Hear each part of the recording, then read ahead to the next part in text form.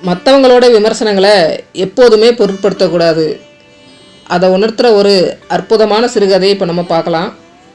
இதுவரை இந்த சேனலை சப்ஸ்கிரைப் பண்ணலன்னா மறக்காமல் சப்ஸ்கிரைப் பண்ணிடுங்க.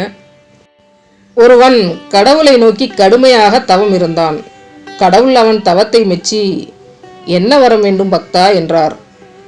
மற்றவர்களின் மனதை படிக்கிற திறனை அருள வேண்டும் சுவாமி என்றான். கடவுளும் தந்தேன் வரம் என்றார்.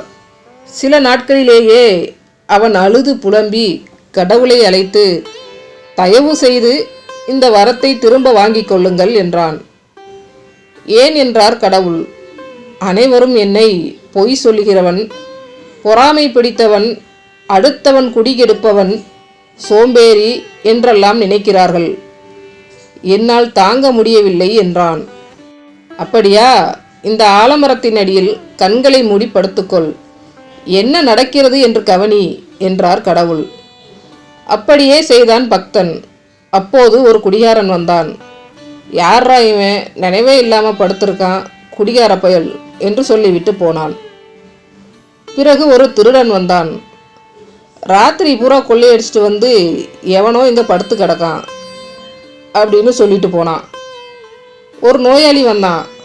பாவம் வயிற்று வலி போல சுருண்டு கிடக்கான் அப்படின்னு சொல்லிட்டு போனான். ஒரு துறவி வந்தார்.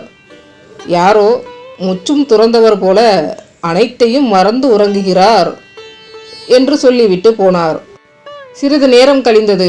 கடவுள் பக்தனிடம் வந்தார். பார்த்தாயா, உன்னை பற்றி அவரவர் கோணங்களில் புரிந்து கொள்கிறார்கள். இனியாவது உன்னை பற்றிய மற்றவர் விமர்சனத்தை பொருட்படுத்தாதே. ஒவ்வொருவர் பார்வைக்கும் ஒவ்வொரு விதமான புரிதல் இருக்கும். உன்னுடைய சரியான பாதையில் தைரியமாக செல், வெற்றி உனக்குத்தான் என்றார் கடவுள். பக்தன் தெளிவடைந்தான். இந்த கதை உங்களுக்கு பிடிச்சிருந்தா லைக் பண்ணுங்கள்.